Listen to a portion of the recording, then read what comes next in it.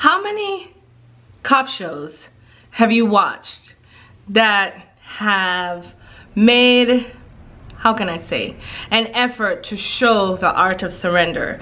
We all know what surrender looks like. When you're surrendering to the authority, you put your hands up over your head and you say, I surrender. In war, surrender means that you're waving a white flag. And in battle or with conflict among friends or even family, surrender can just mean turning around and walking away. Come back so that we can discuss what surrender looks like as a single Christian person trying to maneuver through the holidays this holiday season.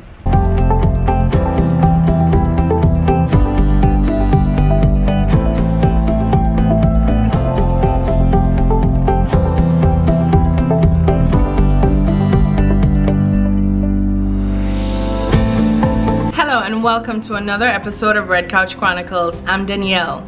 Well, I can honestly say that we have gotten to the last installment of how to survive the holidays as a single Christian person. And if you have been following us for the past 4 weeks, you can remember, and let's go over them together. Way number 1 is to be sure that you are holding yourself accountable to someone. Way number 2 is that you are giving of your time and you are service oriented. You're helping, whether it is individuals or whether it is organizations. Way 3 is that you are refocusing the lens of your single Christian walk and you're giving up the ways of the world to do things God's way.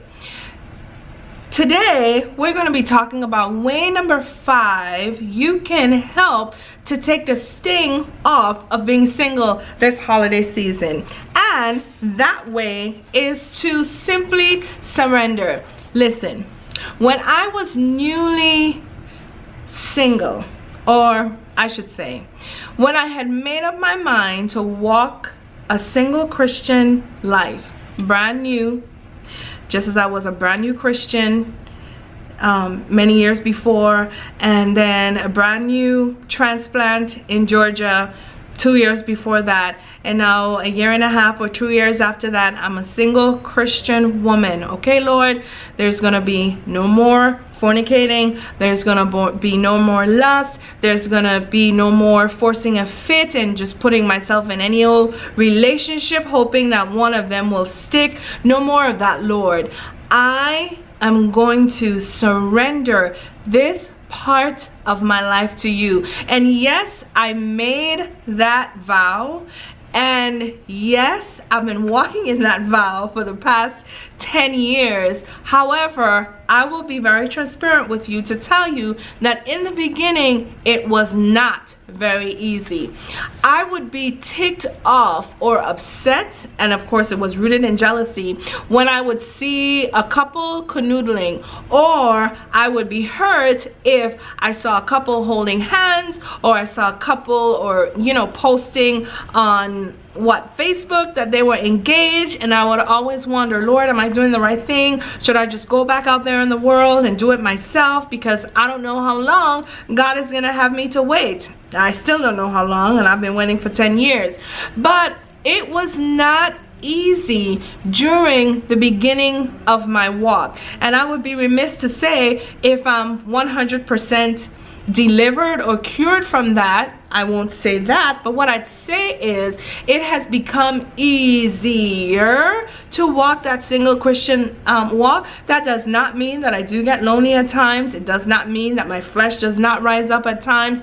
But what it means is that because I surrendered this walk 8.5 years ago, I can always go back to the Lord whenever I'm feeling down, whenever I'm feeling lonely, and say, Lord, I am here because I surrendered this part of my life to you. And I am trusting that after you have taken me through this single wilderness, for whatever reason you're having me to walk this way, that you are going to reward my walk of purity, that you are going to reward my faithfulness to you in this walk, that when that man comes, he is going to be all that and a bag of chips, and not only because he looks good and not only because he smells good, but first and foremost and for all that matters, that he is your child, that he is a man after your own heart, and that he is going to make sure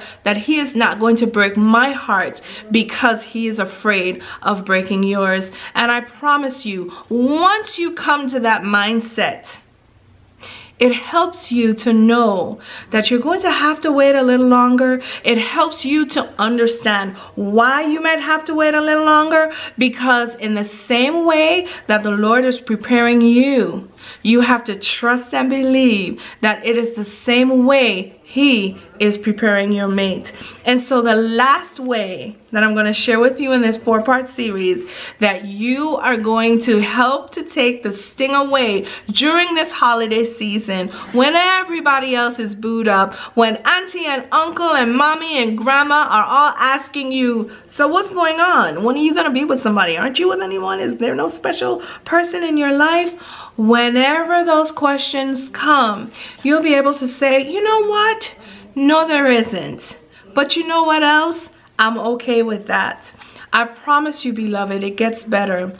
And I promise you that once you submit and surrender this part of your life to God, he will reward you. Once you walk in accountability, he will protect you. As you walk in service and you help others who are less fortunate than you, he will be pleased with you. And last but not least, when you refocus the lens of being single and you change from walking in the world's disgusting way of being single and sharing yourself with every Tom, Dick, and Harry, Susie, Juliet, and I don't know, Mary that comes your way, and you change your focus to what the Lord would have you to do, it won't be that bad. And waiting might not seem that long. I thank you for tuning in to this 4-part series. I look forward to sharing many other series with you. And until then, this is Danielle. Please be sure to like, share, comment on these videos. And if you are not subscribed, be sure to subscribe so that other people will be able to see and partake in the goodness and the wisdom that you are taking advantage of. Until next time, this is Danielle, Red Couch Chronicles. Be well.